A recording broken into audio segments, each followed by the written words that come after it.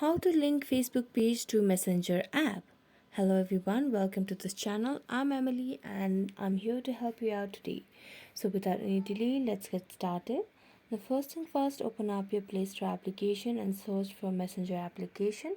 Make sure it is updated to its latest version. So as you can see, my app is updated to its latest version. So I'm just gonna let it be and there are no updates available. So I'm just gonna go and then check on my messenger application. Now tap on the hamburger icon on the top left of the screen, then tap on your profile. So here you can see there's the option of add account. So as you tap on add account, what you're gonna do is you can use your username as well as the password of the page of your Facebook application and then link with the messenger app. And there you go. Thank you so much for watching this video. If you enjoyed it, don't forget to like, subscribe and hit the bell notification for more updates.